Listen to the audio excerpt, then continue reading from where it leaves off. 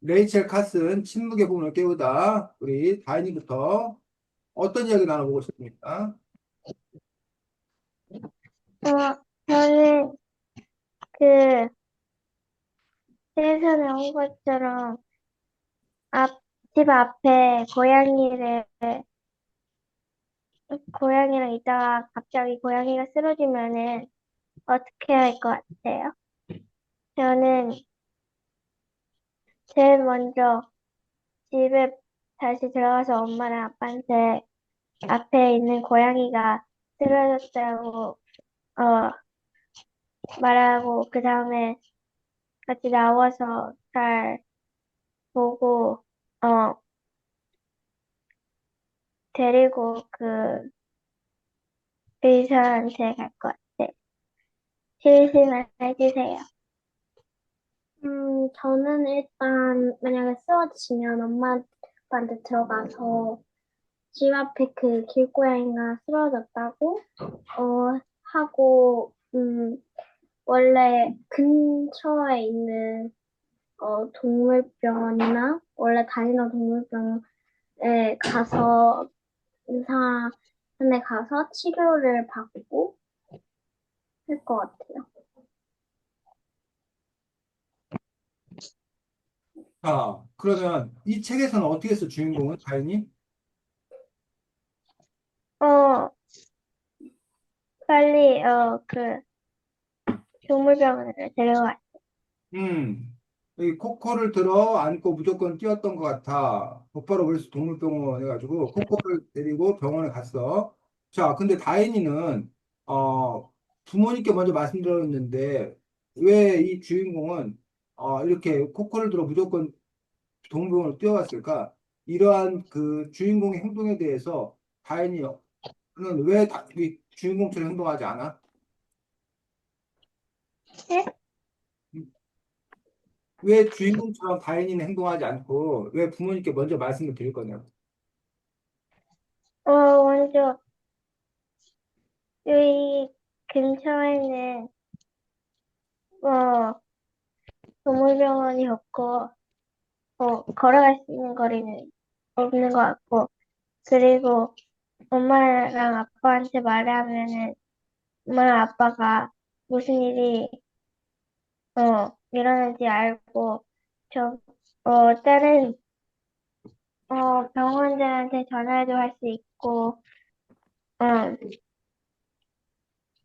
엄마랑 아빠한테 말하면은 저보다 할 수 있는 걸 더 많이 아니까.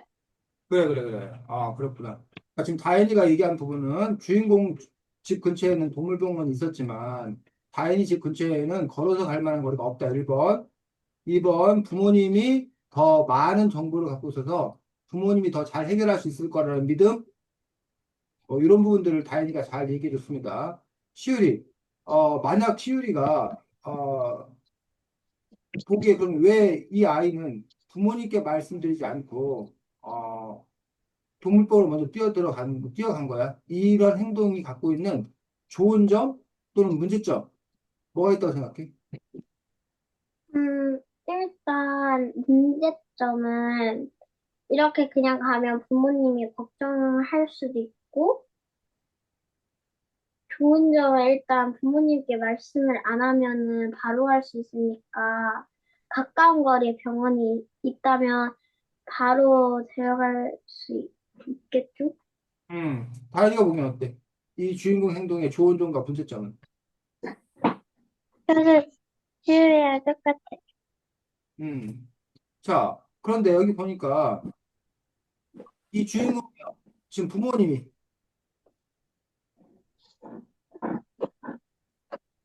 자, 여기 보니까 이렇게 돼 있어. 저, 더군다나 오늘처럼 카페를 닫는 월요일, 근처에 새로 문을 연 카페에 영창을 간다는 핑계로 데이트를 나간 엄마 아빠 대신 마당을 쓸어야 하는 내 신세란. 그 이 주인공의 지금 상황은 어떤 상황이야? 엄마 아빠가 없어요. 엄마 아빠가 지금 다른 곳에 간 상황이지. 이런 상황이라면, 엄마 아빠가 근처에 없는 상황이라면 이런 첫 번째 문제가 발생했고, 두 번째 보니까, 여기 읽어보겠습니다. 내가 빨리 발견해서 다행이야. 위를 깨끗이 씻어내면 괜찮아질 거야. 그래서 이제 위 세척을 해서 빨리 발견 다행이야라고 했는데, 만약 그래서 부모님께 연락을 드려서 기다렸더라면 어쩌면 이 코코가 제대로 살 수 없을지도 몰랐지. 이런 긴급한 상황이었고, 뭐 이런 상황도 다른데, 근데 사실은 이 이야기 보면서 한 가지 쌤은 다른 문제가 있다고 생각하거든. 이렇게 이 일들이 잘 됐는데, 혹시 여기서 문제되는 상황은 없을까? 응? 자, 동물병원에 가면, 그냥 가면 동물 치료해줘? 아니요? 그러면 돈 줘야 되잖아요. 힘줘야 되잖아. 이 경우에 돈은 누가 내? 걔가 돈이 없을. 아? 아니, 이 경우에 근데 돈은 누가 내? 어, 동물병원 그 비용을 내려면 돈을 되게 많이 내야 돼가지고. 동물병원도 비싸. 용돈도 안 들고 가가지고. 동물병원도 비싸. 그러면 지금 이 상황에서 이걸 누가 책임져야 되는 거야? 이 치료비는 누가 책임져야 되는 거야? 다인이 어떻게 할 거야? 치료비 어떻게 할 거야, 너? 어, 치료비 어떻게 할 거야? 일단 그 나오기 전에 저는 어, 용돈을 가지고 올겠지만 만약에 되게 긴급한 상황이라면 그냥 가서 그 다음에 엄마 아빠한테 전화를 해서 이런 상황이 있었는데 지금 치료비를 내야 되는데 이만큼 혹시 돈을 지금 가지고 오거나 아니면 보내줄 수 있는.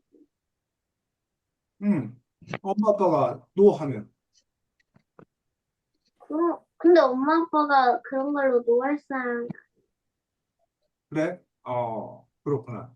자, 그러면 이렇게 길고양이가 아팠을 때 치료를 해줘야 돼? 자기가 돈을 들여서? 내서?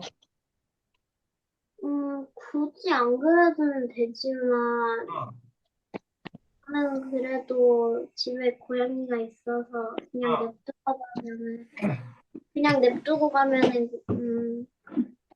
저는 좀 치료해주고 싶어요. 그냥 냅두고 가는 것보다. 만약에 돈이 없거나 돈이 부족해서 치료하지 못하는 사람들을 그분은 비난할 수 있을까? 너는 어떻게, 고양이가 죽어가는데 치료 안 해주니? 라고 비난할 수 있을까? 돈 어떻게, 없는 사람이요? 아, 그래서 돈 나는, 없는 나는 사람은 도와주겠어, 그러면. 근데 비난할 수는 없죠. 왜냐면 일단 길고양이보다는 자기의 목숨이 더 중요한데 만약에 지금 자기가 살 수 있는 그 비용도 없는데 음. 고양이를 살려서 돈을 내면은 이제 지금은 자기가 먹고 살 돈도 없는데 내면은 이제 아예 돈이 없어지니까 음, 그런 사람들은 뭐 어쩔 수 다인은 어떻게 생각해?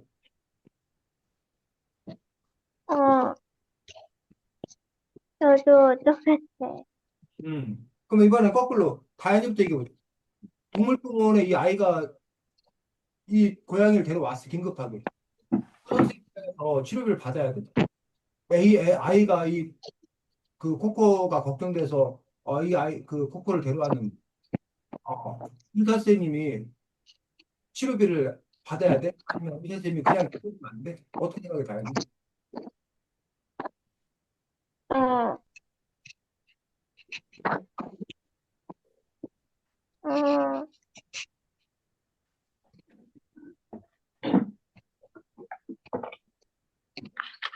다이가 의사 선생님이랑 어떻게 할 거야?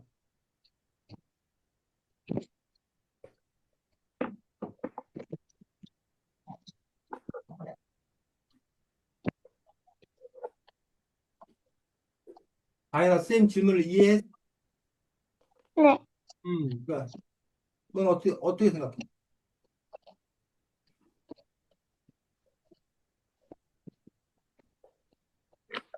안, 어, 치료비를 음, 안 내도 된다고 할 것 같아. 안 내도 된다고 할 것 같다. 그럼 만약에 이 의사 선생님이 치료비를 요구를 해. 의사 선생님 나쁜 거야? 어, 나쁜 건 아니겠죠? 나쁜 건 아니야? 왜? 왜냐면은, 어, 원래 치료비를 주는데, 안 주면은 좋지만, 주는 것도 그렇게 나쁜 건 아닌 것 같아. 음. 근데 지금 보면 의사 선생님이 이 아이보다는 더 부자일 거 아니야. 네. 근데 의사 선생님이 아이한테 치료비를 요구해야 돼? 어떻게 생각해, 시율이? 응? 아? 어떻게 생각해? 음, 요구를 하는 거에 대해서요? 치료비를 청구하는 거에 대해서.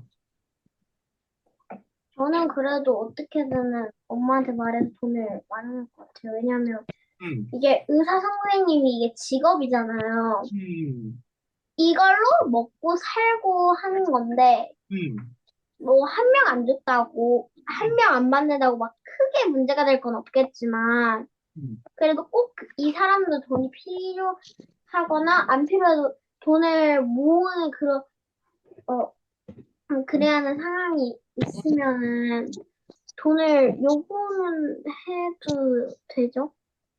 음.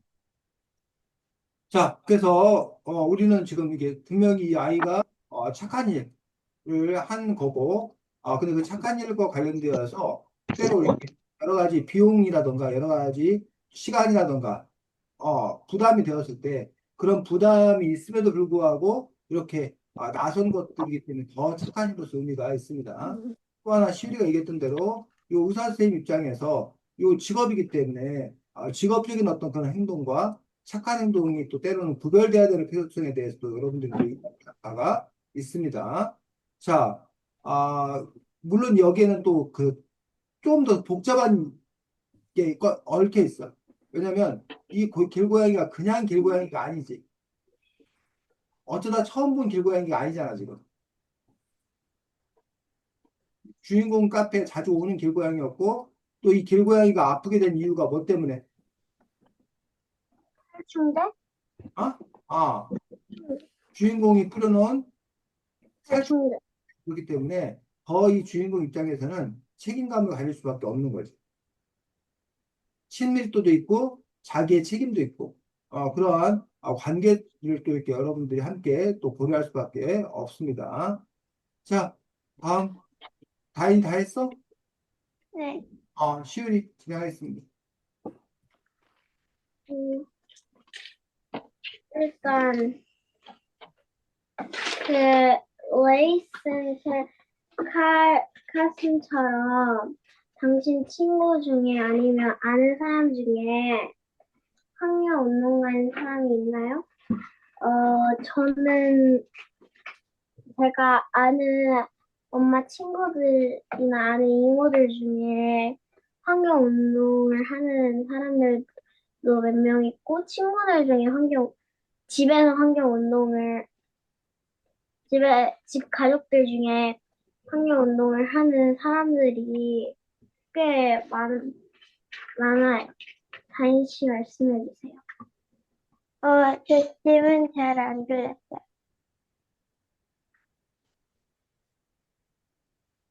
다인 질문 잘 못 들었다고? 네. 다인이 주변에도 환경 운동가가 있는지, 네? 다인이 주변에도, 다인이 가까이에도 환경 운동을 하는 사람들이 있는지, 그게 뭐예요? 여기에서 보면 이 그레타 툰베리 같은 사람이 환경을 위해서 환경 캠페인을 벌이잖아. 다인아, 그레타 툰베리. 네. 아, 또 여기 있는 이 주인공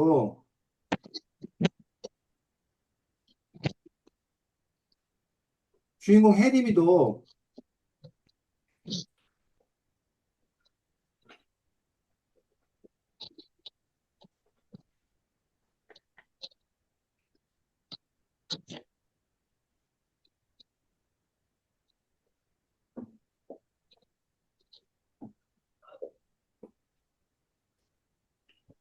이 주인공 해리비도 나중에 이렇게 환경운동을 하잖아.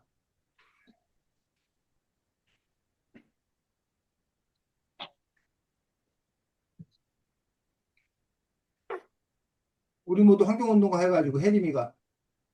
네. 이처럼 환경운동을 실천하는 사람들이 있냐고. 환경운동을 실천하는 사람이 주변에 있냐고, 다행히. 어,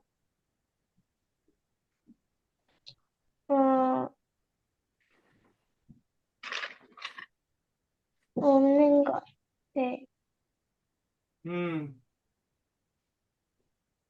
지율이, 만약에 당신이 환경운동을 해야 한다면 어떤 주제에, 어떤 주제에 대항을 할 것이니까 저는 반려동물을 키우면서 하고 싶은 게 생겼는데 바로 동물 동물을 보호하는 거 하고 제가 수영이나 물놀이 같은 거를 좋아해서 바다가 오염되지 않도록 바다를 지키는 것도 하고 싶습니다. 다인 씨 말씀해 주세요. 저도 동물들을 도와주고 싶어요.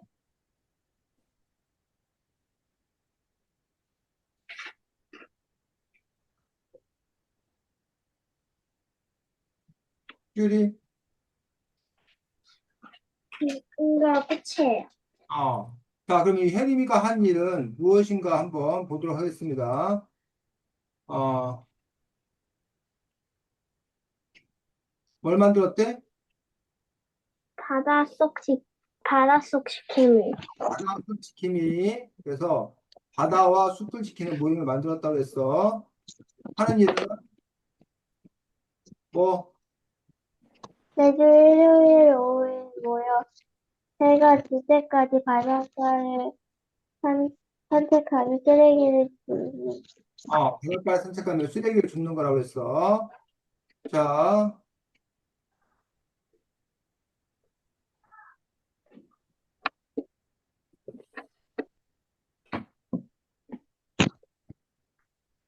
여기 보니까,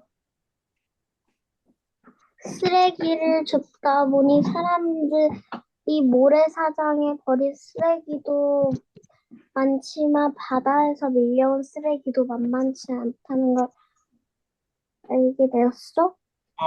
그래서 이제 쓰레기 종류가 이렇게 두 가지라는 거야. 하나는 뭐, 일단 모래사장에 버린 쓰레기.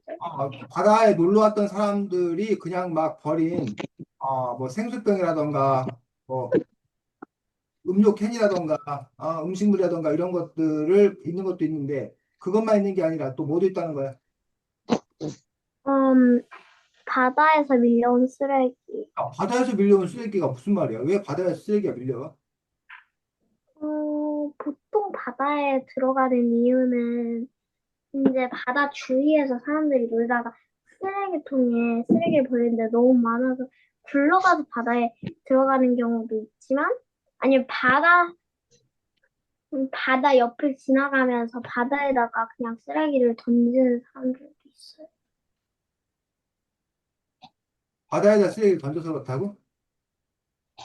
또 어떻게 생각해? 그러니까 음, 바다에 쓰레기를 던져서 모래사장으로 이렇게 물 위에 둥둥 떠다니다가 밀려오는 경우도 있고 음, 아니면 해변 주위에 카페 같은 데가 요즘 꽤 많이 생겨가지고 거기 옆에 음. 있는 쓰레기통에 가끔 사람들이 쓰레기를 많이 버리는데 거기에서 가끔 넘쳐가지고 가끔 굴러서 바다 안으로 들어가는 경우도 좀 음. 있다고. 다행이가 무슨 생각을 어떻게 생각해? 바다에서 밀려온 어, 새들이 바다에 나가서 쓰레기들이 어, 바다에 떨어질 경우도 있고, 음, 그리고 어, 사람들이 그 바다에다가 어, 바다에 있는 모래에다가 쓰레기를 버리고, 그 다음에 이따가 물이 들어올 때 잘 끌려서 바다 안으로 들어갔다가 들어가서 그렇지. 그래서 사람들이 그 바다에다 쓰레기를 내다버리는 경우가 있어. 그러다 보니까 그 바다에 내다버리는 쓰레기가 해류, 바닷물 움직임에 따라서 흘러가가지고 그래서 어딘가에 해변에 도착하는 그런 경우들도 있더라라는 얘기예요. 또는 바닷가에서 일하는 어부들, 이런 사람들이 그물 같은 거, 이런 거를 쓰고 나서 그냥 버려버리는 거야. 그런 것들이 다 해양 쓰레기가 되는 부분들을 볼 수가 있습니다. 그래서 보면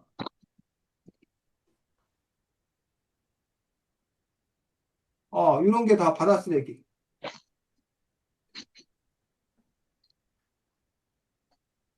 해양 쓰레기 92%는 6개국이 배출을 하고 그 나라 중에는 한국도 있다는 거야. 이런 게 다 이제 바다에서 밀려온 이런 쓰레기들이.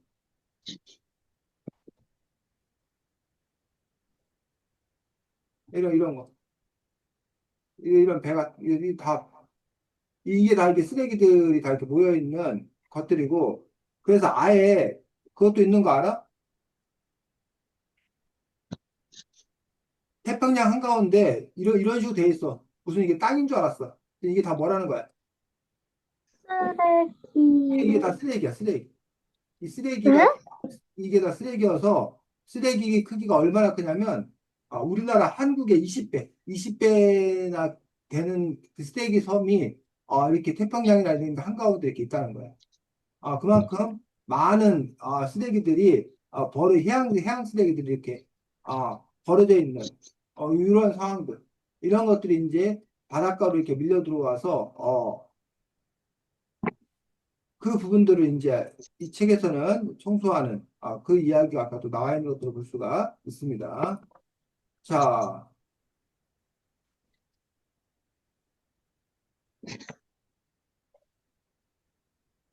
이 책은 커다랗게 두 가지로 이루어져 있어. 뭐와 뭐의 이야기로 이루어져 있지? 두 가지 부분으로 이루어져 있는데. 일단 환경운동가에 대한 거? 어? 환경운동가에 대한 거? 환경운동가 누구에 대한 거?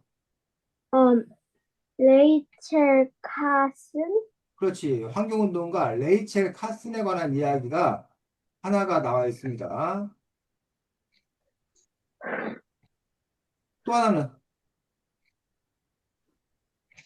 그, 레이첼 카슨의 바다 산부죠? 어? 그 레이첼 카슨의 바다 삼부작에서 레이첼 카슨이라는 사람에 대해서 나와 있는 책이 하나가 있고, 또, 그 레이첼 카슨에 관한 설명이지, 이거. 레이첼 카슨이 어떤 사람인가, 레이첼 카슨에 관한 설명이 하나 나와 있고, 이 책이 처음부터까지 레이첼 카슨에 관한 이야기가 아니잖아. 또 한 가지 이야기는 뭘로 이루어지냐고.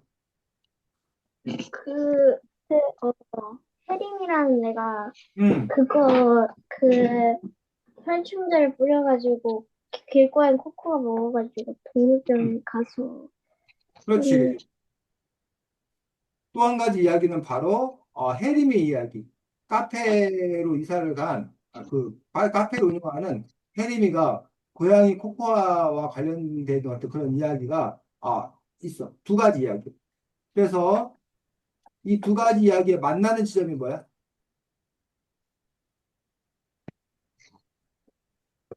두 가지 이야기가 만나는 곳이. 이 두 가지 이야기가 만나는 곳이요? 두 가지 이야기가 별도가 아니라 두 가지 이야기가 연결되는 거.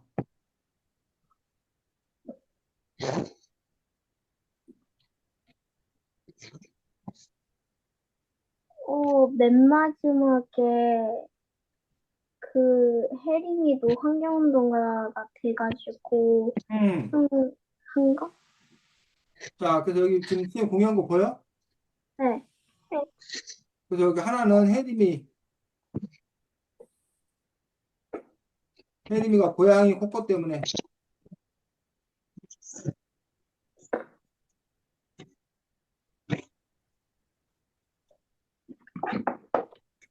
요 이야기가 기본적으로 큰 틀이야. 또 하나의 이야기는 뭐? 누구에 관한 이야기? 그래.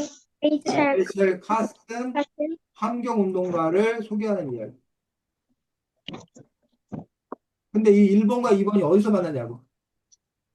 마지막 1과 2가 만나는 시점.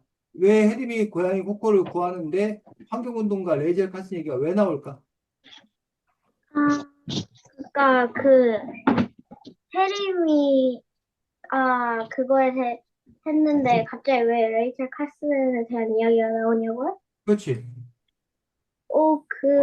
그게 거기 살충제를 뿌려가지고 응, 거기 동물병원에 갔는데 응, 그 선생님이 코코를 멜로라고 부르면 옛날 살짝 알았었는데 응, 하면서 이제 코코 치료를 하고 응, 그, 그 이제 거길 가서 이제 그 혜림이가 코코 기다리면서 좀 긴장해가지고 혹시 잘못될까 봐 응, 그때 하면서 의사 선생님이 어떤 이야기를 들려주셨는데 응. 그게 들려준 그 이야기 이름이 침묵의 봄을 깨우다는데 그거에 대해서 레이첼 카슨이 나와가지고 그 다음부터 레이첼 카슨에 대한 얘기가 그래, 나왔어요. 취지가 잘 들려졌어. 다행히. 근데 왜 환경운동가가 많이 있잖아. 근데 왜 네. 하필 이 해림에게 이 선생님은 레이첼 카슨의 이야기를 들으냐. 그 이유가 뭐냐고 다행이야. 어,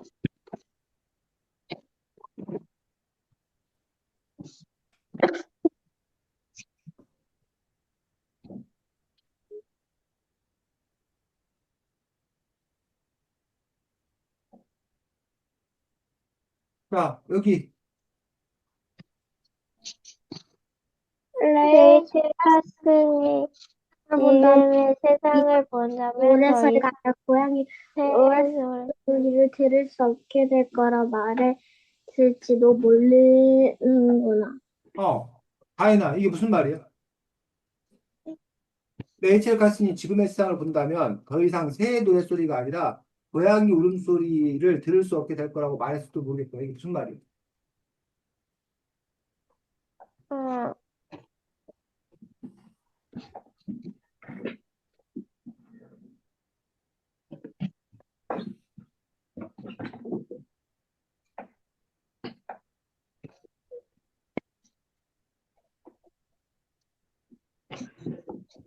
왜 이렇게 말했을까? 어, 음.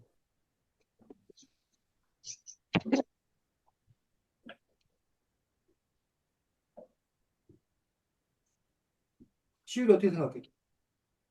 어, 저는 이제 그 침묵의 봄을 깨우다에서는 음, 그 살충제를 음, 뿌려가지고 새들이 더 이상 노래를 부르지 않고 떠났잖아요. 음, 근데 옛날에는 살충제를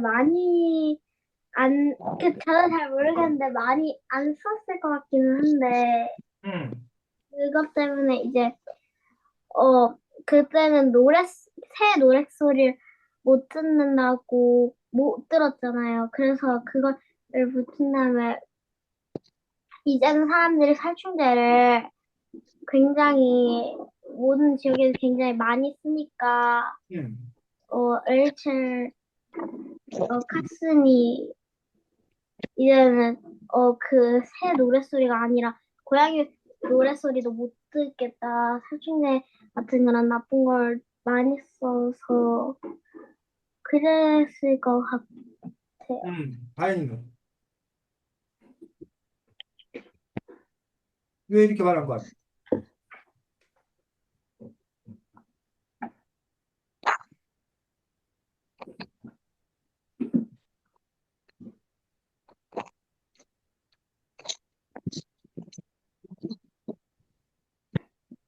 자, 보겠습니다.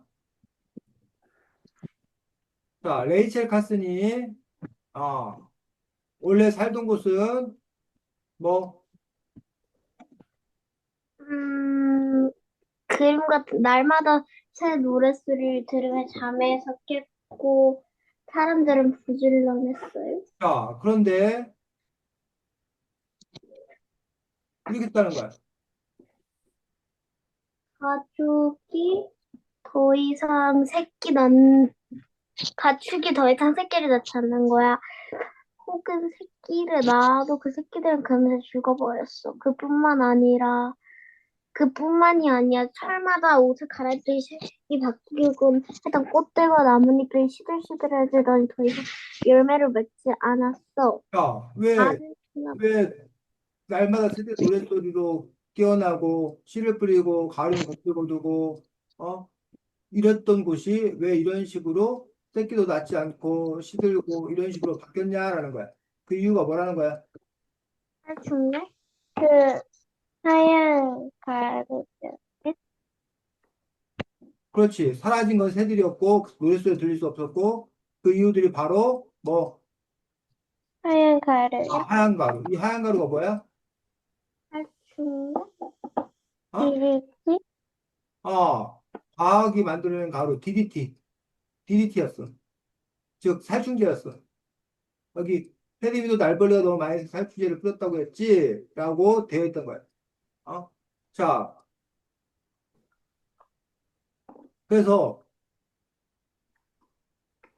살충제는 뭘 없애주기 때문에, 원래? 해충을 없애준다는 거야. 여기도 카페에 개미떼가 생겨서 붓게 잔뜩 달라붙은 적이 있었기 때문에, 방역제 불러서, 살충제를 뿌렸다고. 가게를 청결하기 위해서. 그 실제로 살충제가, 어, 좋은 일도 있었지만 결국은 이 문제를 다룬 것들이 네이첼 칼스네거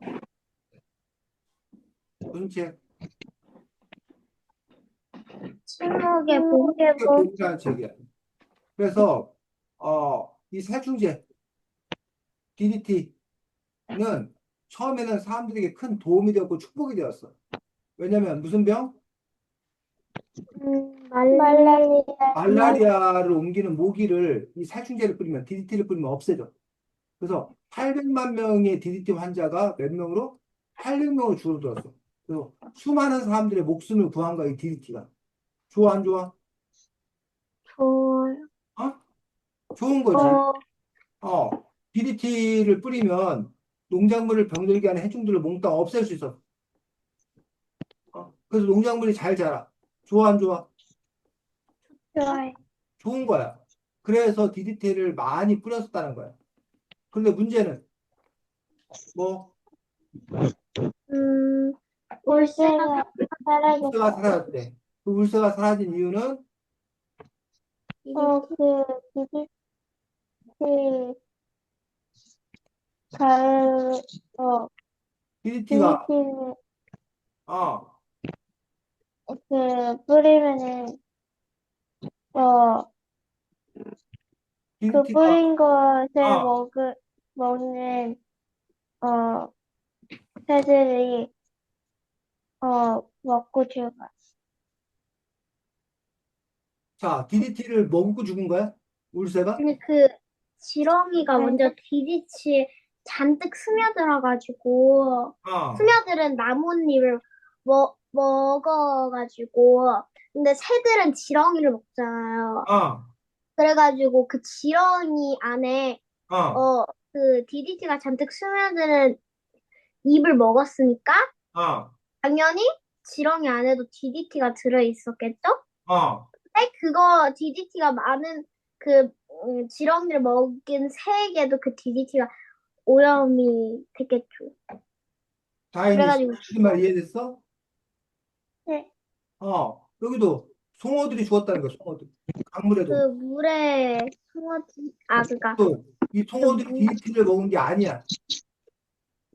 왜 송어들이 죽었대?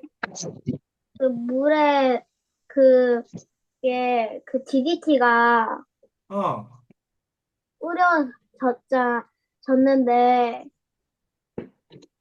그래가지고 그 성아들이 거기를 다니면서 어, 있는 약간 물속에 있던 작은 벌레들이 음. 사라져 가지고 지금 송아들이 DDT가 죽인 건 뭘 죽인 거야? 물속의 작은 벌레들. 물속의 작은 벌레들을 DDT가 죽였단 말이야. 그러니까 이 물속의 작은 벌레가 죽으니까 이거를 먹이로 먹는 누가? 송아들? 송어가 죽을 수밖에 없다는 거지. 됐니? 결국 그러다 응. 보니까 송어도 사라지고 울새도 사라지고 그래서 뭐 침묵의 봄이 됐다는 거야. 봄이 돼도 새가 울지 않는 그런 세상이 됐다는 거야. 그래서 여기도 보니까 뭘 통해서? 먹이 샀을? 먹이 사슬을 통해 전해지는 화학살충제.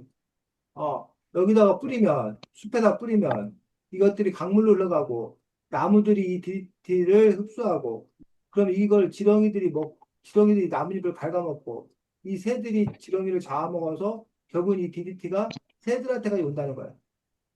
또 이 DDT가 비에 쓸려 나와서 강물에 가면 그 강물 속에 있는 물고기들이 DDT를 먹게 되고 다시 이 물고기들을 새가 잡아먹으면 이 새도 결국 뭐 한다는 거야? DDT 살충제에 병들어 죽게 된다는 거죠. 그러니까 결국은 봄이 되어도 새들이 울지를 않는 그런 세상이 된다는 거예요. 자, 그런데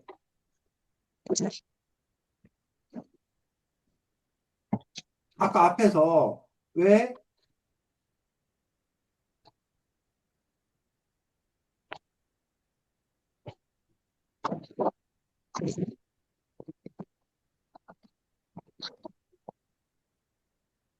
지금의 세상을 본다면 더 이상 새의 노랫소리가 아니라 고양이 울음소리를 들을 수 없게 될 거라고 말할지도 모르겠구나라고 한 이유는 요것 때문에 그렇지. 요것 때문에. 코코가 자기가 버린 음식을 다시 주워 먹을 거라고는 생각도 못했어요. 제가 가끔 카페 음식도 챙겨주거든요. 저는 그냥 날벌레들이 자꾸 생기니까 벌레들 없애려고 조금만 뿌리려고 했는데, 결국은 이러한 음식물 쓰레기나 이런 것들을 날벌레가 생기니까 이 날벌레를 없애려고 뭐 한 거고 살충제? 살충제를 뿌린 거고 근데 그거를 다시 누가 먹고 고양이들이나 고양이들이 먹고 고양이들이 죽는 거고 고양이들이 죽으니까 고양이 울음소리를 들을 수가 없게 되는 거고 그럼 공통점은 뭔 거야? 음, 길고양이 됐던 새 같은 공통점은 어, 때문에 벌어진 일이야. 일단 새들도 DDT가 잔뜩 먹은 지렁이를 먹어가지고 그 DDT가 묻은 먹이를 먹고 죽은 병들어 음, 죽은 거고 음, 고양이도 이제 그 샌드위치를 나 이런 거를 뿌려져 있는 살충제를 아니 그 살충제가 뿌려져 있는 샌드위치를 모르고 먹이로 먹어가지고 병들어가지고 음. 거의 죽을 뻔. 결국 뭐 때문에?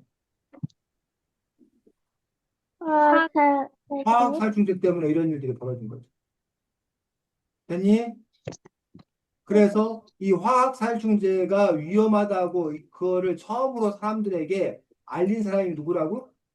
레이첼 메리첼 카스니. 카슨이라고. 그래서 이 책이 두 개가 만나는 지점은 바로 살충제 때예요, 살충제. 고양이 코코가 고통받는 이유가 살충제 때문에 고통받았고, 그 살충제 때문에 생겨난 이야기에 대해서 다루다 보니까 레이첼 카슨 얘기가 나온 거고, 레이첼 카슨 얘기가 나왔으니까 바로 환경운동가 얘기가 나온 거고, 환경운동가 얘기가 나오니까 누구 얘기가 나온 거야? 그레타 툰베리? 그레타 툰베리 알아 몰라? 들어봤어요. 다행이네. 들어보, 아, 들어봤어요.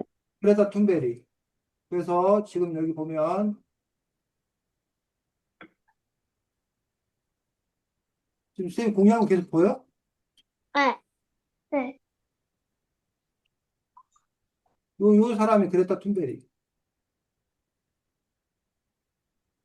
요, 그레타 툰베리. 지금은 이제 이게 몇 년 전이니까 지금은 거의 한 20살가 된 것 같은데, 요 그레타 툰베리라는 사람이, 자기가 어른이 되었을 때 이미 지구는 엉망이 되어서 자기가 살 수가 없을지도 모르니 나는 지금 학교에 가지 않고, 뭐 하겠다. 환경 캠페인 하겠다. 해서 그래서 나중에 이제 유엔에까지 가가지고 어른들에게 우리들이 살 세상을 이렇게 그 뭐야 망치지 말아라 라고 요구했던 환경운동가가 바로 이게 그레타 툰베리라는 환경운동가인 걸 볼 수가 있습니다. 그래서 그 환경운동가 그레타 툰베리에 관한 이야기가 여기 나와 있는 것도 볼 수가 있고, 어, 레이첼 칼슨 침묵의 모험을 출판한 그런 작가고, 그래서 레이첼 칼슨을 설명하다 보니까 어렸을 때 뭐 꿈이 작가? 작가요? 작가였다는 거야. 그러다가 그레타 툰베리가 실제로 한 일은 이거는 이제 그 환경운동이 시작이 된 침묵의 봄이라는 유명한 그런 책이고, 이 뮬러라는 과학자가 DDT라는 걸 처음에 만들어내가지고, 아까 말했듯이 말라디아나 장티푸스 같은 전염병을 없애서 신의 축복이라고 생각을 했었고, 그 공로로 이 사람은 노벨상까지 탔어. 처음에는 DDT가 참 좋은 거라 생각했어. 하지만 나중에 이 DDT가 사람들에게 나쁜 영향을 미친다는 것들을 레이첼 카슨이 깨닫고 레이첼 카슨이 그걸 폭로한 거야. 침묵의 봄이라는 책을 통해서. 그래서 지금은 DDT가 더 이상 사용되지 않는 것들을 볼 수가 있고, 아까 말했듯이 작가를 꿈꾸던 미국에서 태어난 레이첼 카슨이었고, 그런데 레이첼 카슨은 나중에는 뭐가 됐어? 과학자? 과학자, 생물학 공부가 너무 좋아가지고 그래서 과학자가 됐다는 과학자. 그러다가 나중에는 다시 이제 뭐가 되냐면 그중 과학 중에서 뭐가 됐대? 해양생물학자? 해양생물학자. 바다를 연구하는 해양생물학자. 네이슬가스는 바다와 바다 생물을 연구하는 해양생물학자가 되었다고 합니다. 그러면서 레이첼 가스는 과학책이지만 소설처럼 재밌는 책을 쓴 건데 이 레이첼 가스니 쓴 책이 바로 이 세 가지 책. 뭐 바람을 맞으며 우리를 둘러싼 바다, 바다의 가장자리. 요 세 권의 바다 해양 생명에 관한 그런 책을 썼다고 합니다. 그래서 레이첼 가스는 바다에 대한 정확한 과학 정보도 주면서 동시에 그거를 아름답게 서정적인 문장으로 알려주는 그러한 역할을 했던 것들이 요 레이첼 가스. 그래서 뭐 밀물과 썰물에 대해서 설명했다거나 향후 고래와 대왕 고래에 대해서 설명했다거나 우리 봐야 돼. 레이첼 카슨이 쓴 책에 나오는 내용이라고 합니다. 그래서 레이첼 카슨이 이 책을 쓰기 위해서 직접 바다 밑에 들어가서 바다를 탐험하는 그런 일도 했다고 합니다. 특히 여기 봐. 뭐라고 돼 있어? 당시만 해도 여자를 배에 태우는 일은 거의 없었거든. 여자가 배에 타면 안 좋은 일이 생긴다는 말도 안 되는 미신을 믿던 시절이었으니까. 그래서 그렇게 여성 차별이 있었던 그 시대에 그거를 극복하고 이렇게 연구를 했던 것들, 과학적으로 연구하고 그거를 책으로 쓰는 게 레이첼 카슨이었다는 거야. 아, 그런 레이첼 카슨이 아, 바다 3부작 아까 얘기했고,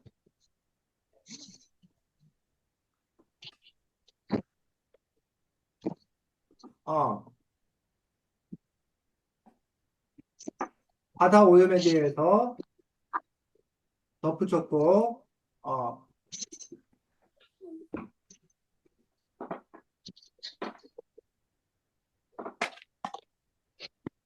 자, 그다음에 레이첼 카슨 이런 얘기 나와.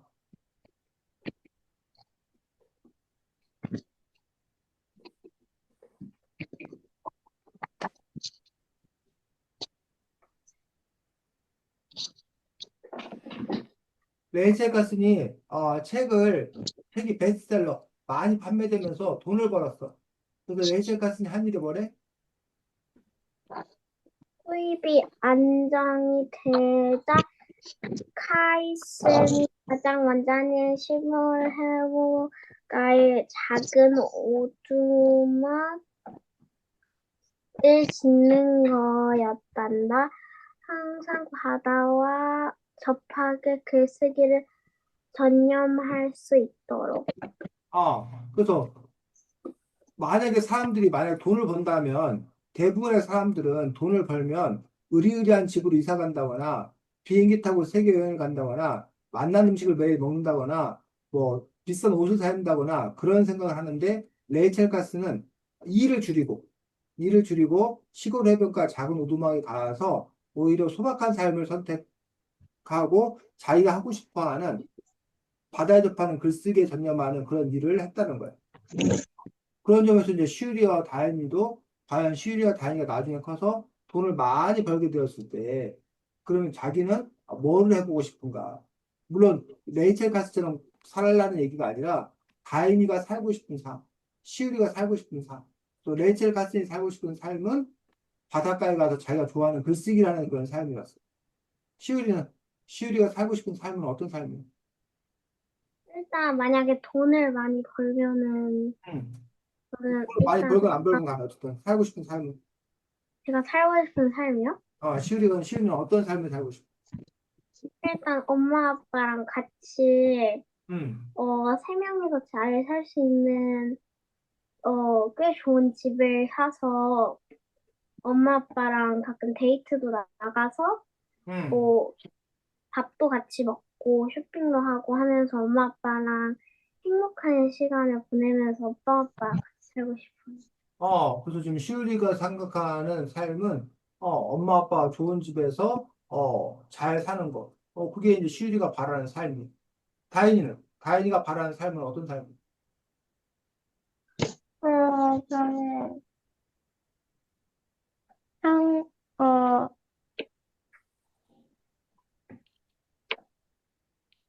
엄마 아빠랑 한국에서 어, 재밌게 살고 싶어. 한국에서야? 네, 다인이 지금 꿈은 한국에서 엄마 아빠와 사는 삶이 다인이가 꿈꾸었던 그런 삶이야. 이처럼 자기가 꿈꾸는 그런 삶이 있고 그 꿈꾸는 삶을 이루기 위해서 또 이제 애쓰는 그런 부분들이 필요하겠지. 자, 그래서 레이첼 칼슨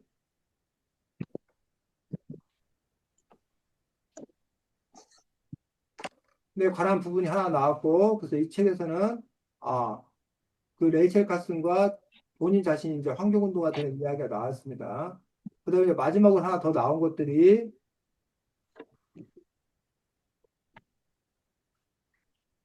잠시만요. 자, 여기 부분인데, 생태계가 뭔지에 대해서 설명을 하고 있습니다. 생태계는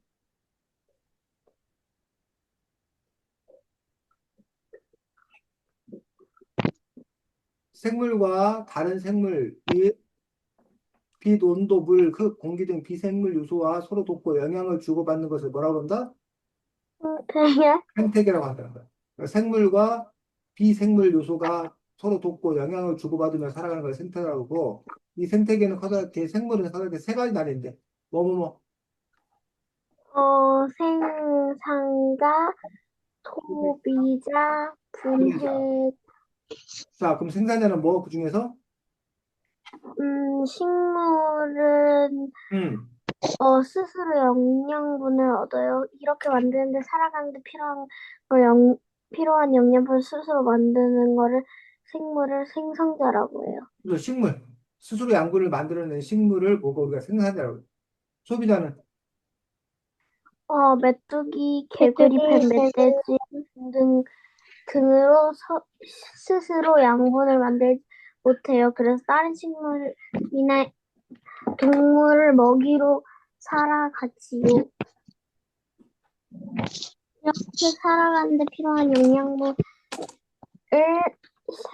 식물이나 다른 동물에게 얻는 식물을 소비자라고 해요. 소비자예요. 분해자는 곰팡이나 세균 등을 생물의 수체나 배설을 분해하며 살아요. 이런 것들을 분해자라고 불러요. 그래서 이제 그러면 우리 시우리하고 다인이는 생산자야, 소비자야, 분해자야? 다인이는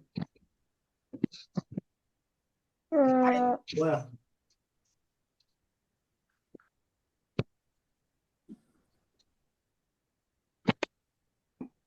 다인아, 너는 생산자야, 소비자야, 분해자야?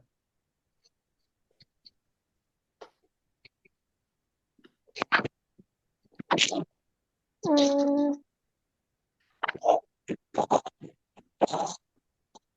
시우리는 생산자야, 소비자야, 분해자야? 소비자죠. 어, 생산자는 스스로 양분을 얻는 식물을 생산자라는 거야. 다인이가 스스로 양분을 만들지는 못하잖아. 다인이는 채소를 먹거나 밥을 먹거나 고기를 먹거나 그렇게 해서 양분을 얻잖아. 그래서 다른 식물이나 동물을 먹이로 살아가는 거를 보고 뭐라고 그런다고 다인아? 소비자. 다인이는 소비자야. 식물이 생산자고. 분해자는 곰팡이나 세균 같은 거. 죽었을 때 그걸 썩게 만드는 거. 자연으로 돌려보내는 거 보고 분해자라고 그래. 여기 민들레 이런 거 생산자야. 생산자. 그래서 이거를 이제 먹는 토끼의 소비자. 1차 소비자. 이 토끼를 잡아먹는 또 이거 2차 소비자. 이것들이 죽으면 다시 자연으로 돌리는 분해자. 생산자와 소비자와 분해자가 이렇게 계속 속에서 물질이 순환하고 있는 것들이 우리 세계의 모습입니다.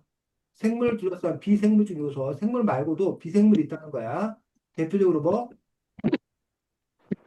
음, 빛, 그다음에 물, 그다음에 공기, 공기, 온도, 온도, 온도, 흙, 흙, 흙, 이런 걸 우리가 비생물, 생물이 아닌데 생태계를 구성하는 이런 중요한 요소고, 이런 빛과 물과 공기와 온도와 흙이 없으면 우리가 살 수가 없겠지. 자, 생태계를 이루는 뭐가 있다?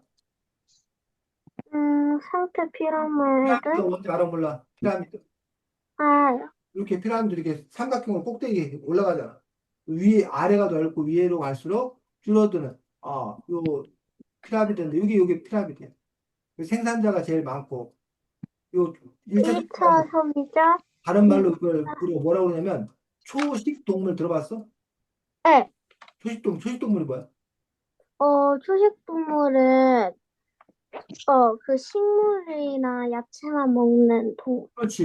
이런 1차 소비자 초식 동물들이 풀 이런 걸 뜯어먹고 산단 말이야. 생산자고. 2차 소비자는 육식 동물. 요 초식 동물을 잡아먹고 사는 게 2차 소비자야.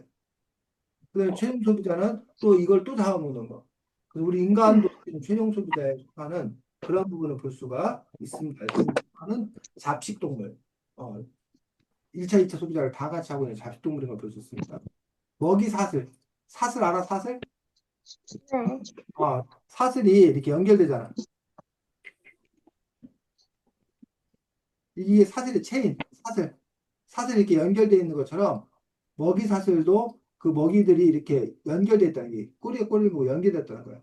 그래서 풀을 메뚜기가 먹고 메뚜기는 누가 먹고 개구리, 개구리가 먹고 개구리는 또 누가 먹고 매가 잡아먹고. 그래서 이 먹이 사슬 때문에 아까 풀에다가 살충제를 뿌리면 이 풀을 먹은 메뚜기 몸에도 살충제가 쌓이고 다시 메뚜기를 또 개구리 잡아먹으면 개구리 몸에 살충제가 쌓이고 이 개구리를 매가 먹으면 매의 몸에도 살충제가 쌓이더라라는 얘기. 이게 이제 먹이 사슬. 반면 먹이 그물은 먹이 사슬이 한 방향으로만 이루어지지 않고 막 얽혀 있는 거. 얽혀 있는 걸 보고 먹이 그물이라고 그러는데 그물 알아 몰라? 알아요. 뭐 할 때 써, 그물이? 보통은 물고기나 이런 거 잡을 때. 이 그물을 보면 막 한 줄을 악셀처럼 하나로 되는 게 아니라 여러 선으로 이렇게 복잡하게 되어 있잖아. 그래서 요게 먹이 그물이에요. 이런 식으로. 풀은 사슴도 먹고 토끼도 먹고 쥐도 먹고 메뚜기도 먹고 다시 토끼는 뱀도 먹고 호랑이도 먹고 이렇게 복잡하게 서로 얽혀 있는 걸 보고 먹이 그물이다라고 이야기하고 있습니다. 자, 사람을 위협하는 환경오염 해갖고 요즘에 이제 문제가 되는 미세먼지. 캐나다도 미세먼지나 초미세먼지 때문에 스트레스 받아? 아니면 거기는 그런 거 없어? 공기가 늘 깨끗해? 늘 미세, 깨끗하진 않죠. 미세먼지나 초미세먼지 얘기를 해, 안 해? 캐나다에서. 캐나다에서 미세먼지에 세운 거요? 미세먼지 얘기나 초미세먼지 얘기를 하냐고. 오늘 공기가 나빠요. 그러니까 외출하지 마세요. 뭐 그런 얘기를 해? 아니면 그런 얘기 잘 안 해요. 해? 캐나다는 좀, 왜 공기가 나빠? 거기는?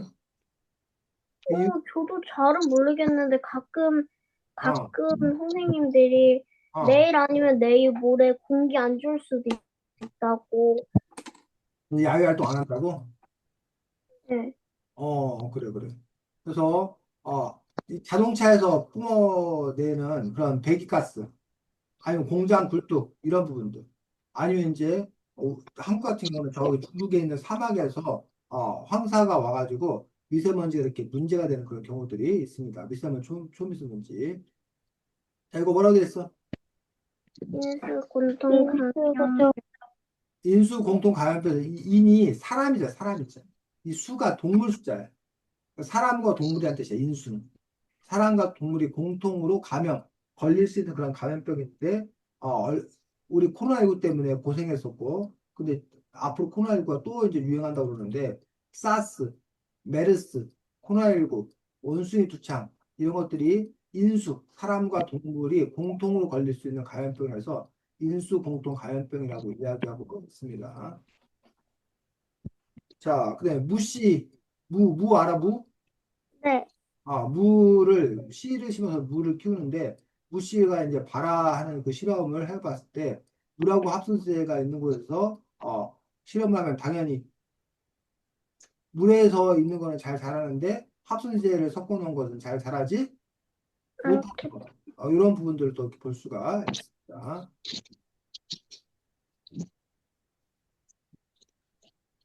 자, 그래서 오늘은 레이첼 칼슨 침묵의 몸을 보다라는 책을 가지고 우리가 함께 이야기 나눴고, 잠깐만. 다음 주에는 동시야, 동시. 다음 주에는 동시책인데,